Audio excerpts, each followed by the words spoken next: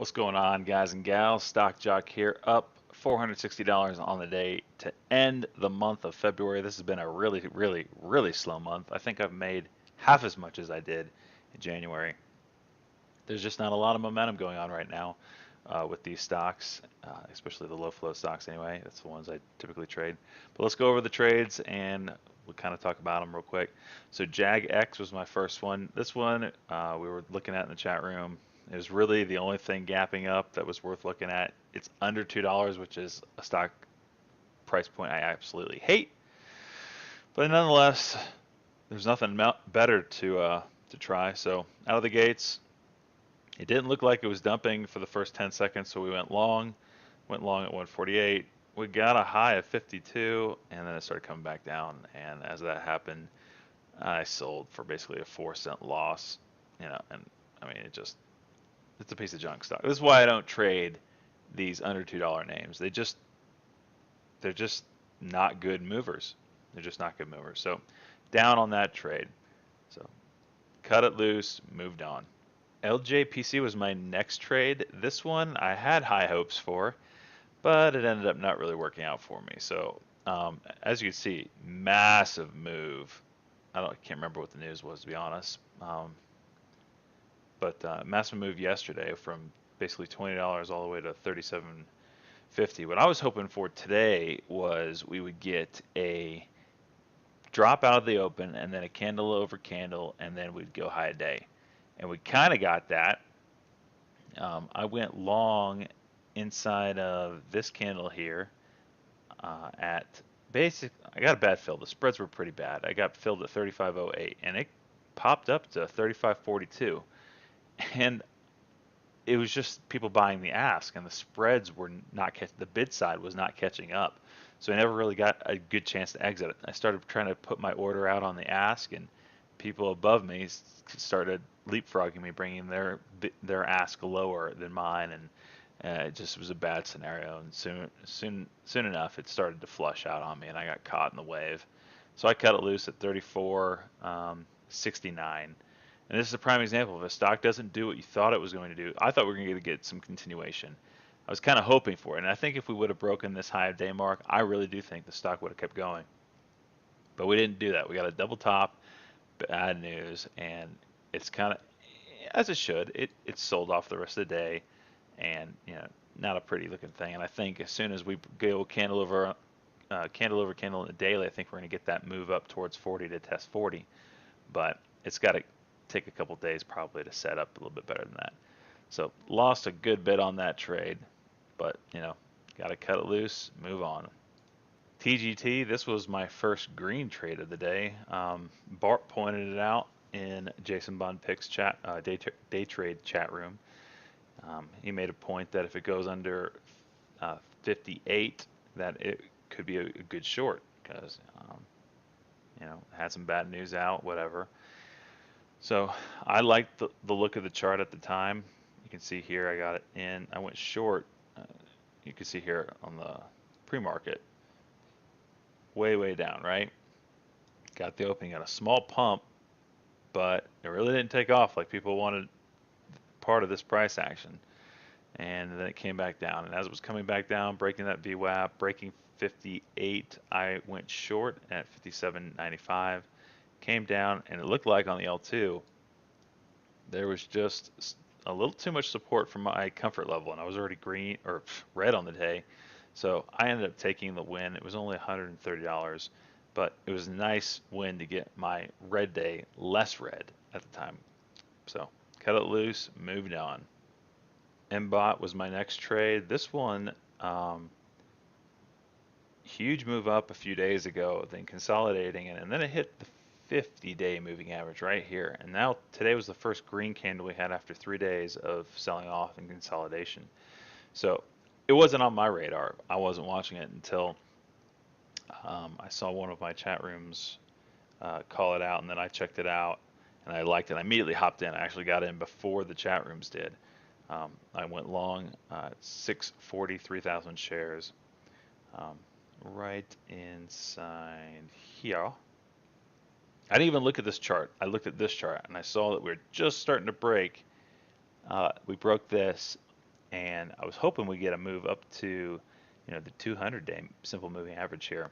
Didn't happen, but once I got in, the other two chat rooms that I'm a part of, they also got in, brought some volume into this thing, and it just kind of trickled out. So I sold 1,000 shares on the first initial pop, and then I sold 2,000 shares um, as it popped up again. It almost hit seven, but again, I was red on the day and I needed to get some green, so a nice little win there, and I took it, moved on. So tops is a trade that I took in sympathy of Dries. Dries had news out yesterday after hours that they were going to do a quarterly dividend of $2.5 million per quarter. Whatever. I actually think that's bad news for the company. They have plenty of debt. They need to get their debt down, but that's besides the point. It's enough news to get the stock moving again. And right at 10:02, we started to get this break and go above high day. And as soon as we were going high day here, you can kind of see it here. We're breaking this level right here. As soon as we went high day, I immediately went over to Tops. Tops was one of my shippers on my shipper chart. As you can see over here, I have shippers all ready to go. These are all shippers I've traded in the past, and I just watch and or stocks that move with shippers. And Dries had the most volume, followed by Tops at the time, and I wasn't interested in C's, but Tops definitely was interested in it. It had the better looking chart too on the daily. Huge move up to $5, and it's come all the way back down to this like support level down here. So I felt comfortable getting in. So anyway, I went long as soon as I saw that move on Dries at 218, called it out on stock twits.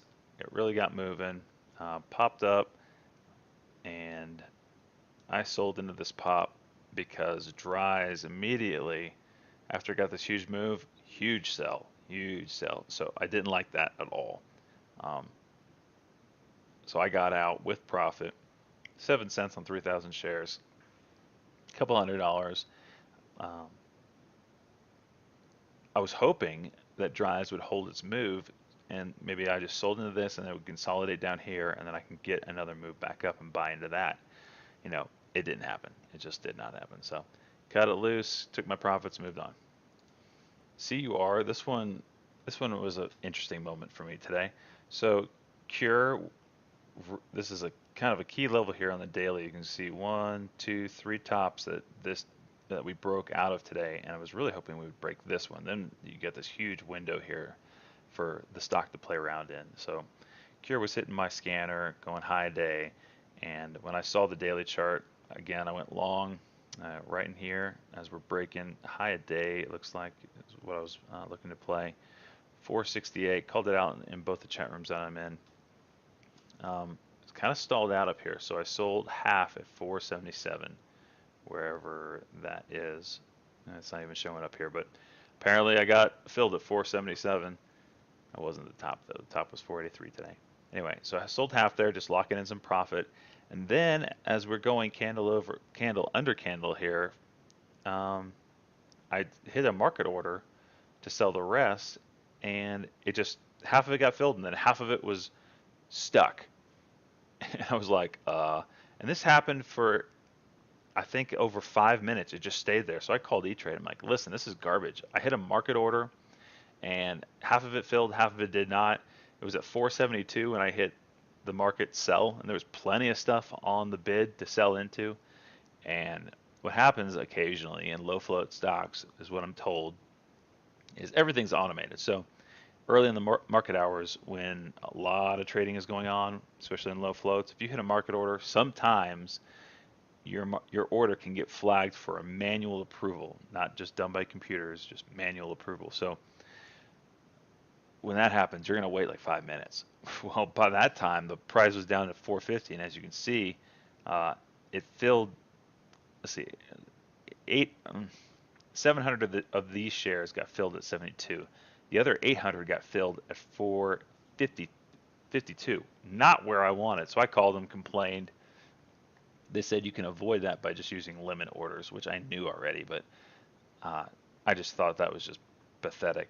So if you ever run into that, guys, that's kind of what happens is your orders being manually put in. when you see it put up. And if you don't like it, call, and sometimes they can do stuff for you. So, and in this case, they did. It's not showing down here, but as soon as they did that, it showed up here, which is what matters. So anyway, got a decent fill there, avoided this drop, and that took some time though. All right, this is another shining example of what chat rooms can do um, as far as moving stocks.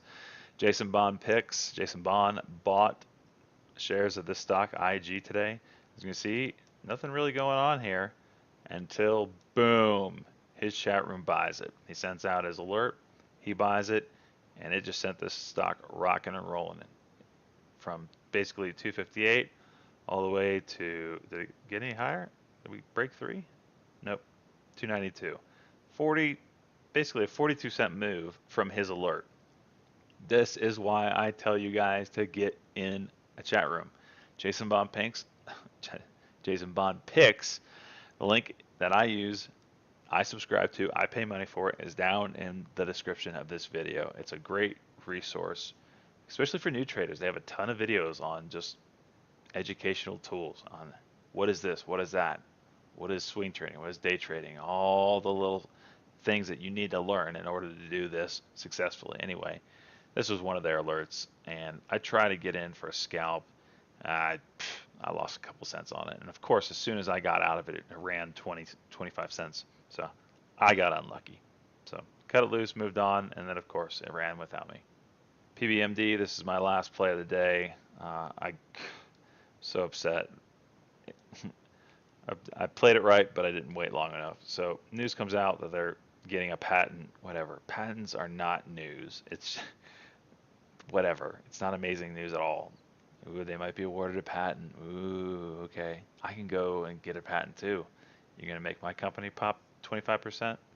So anyway, as soon as we got the pop and it looked like it was stalling out, I went short. We broke through three, came back up, and kind of a double top here. And this one is actually lower than this one, so that's definitely a bearish trend. So I went short at 59. Where are you at? 359, right in here. As we're breaking, coming back up, breaking, whatever. Went short, 2,000 shares. It was hard to get filled. I really wanted to get shares up here. It was hard getting these shares filled. And I went short, held it forever. Wait, I'm looking at the wrong time, aren't I? 39.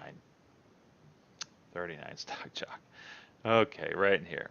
So this is what I was looking at. This is better. Anyway, got the break. Came back up. It didn't go high today again, so that was definitely a bearish thing. I was getting close to the close, and I didn't want to hold these overnight. So I covered right here for basically a 4-cent win. And the next minute, boom, we got the move I was expecting.